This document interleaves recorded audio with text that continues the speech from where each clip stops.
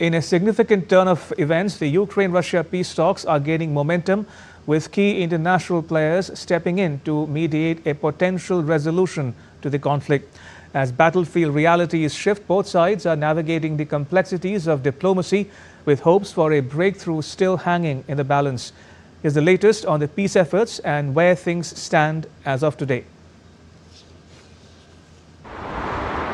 As representatives from the warring nations reach Türkiye for talks, Russia's position on peace with Ukraine is evolving, with recent developments on the battlefield influencing Moscow's stance. Yes, there are changes in the Russian position. These changes are reflected in changes on the ground.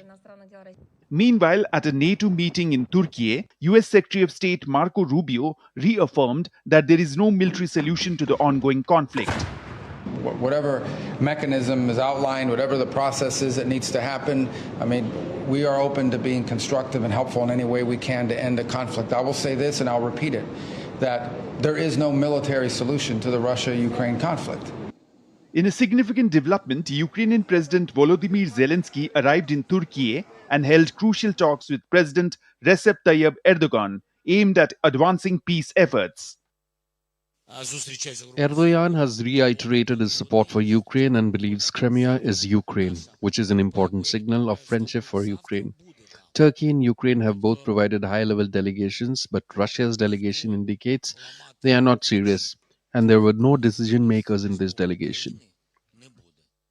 Direct negotiations between Russia and Ukraine are set to take place in Istanbul, though Russian President Vladimir Putin will not be in attendance. The last talks between the two nations were held in March 2022.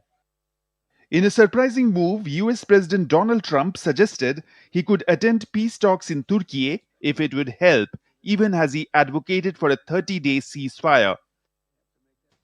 Turkish Foreign Minister has urged Russia and Ukraine to compromise to achieve peace.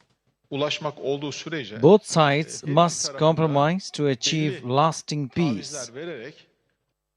The Russian delegation, led by key officials including Vladimir Medinsky and Deputy Defense Minister Alexander Fomin, is now in Türkiye. US officials, including Rubio, are also participating in the talks.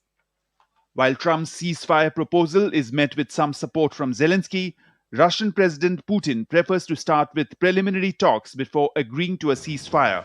As the world watches closely, the outcome of these high-stake talks could determine the future of the Russia-Ukraine conflict. Will diplomacy prevail, or is the road to peace still far off?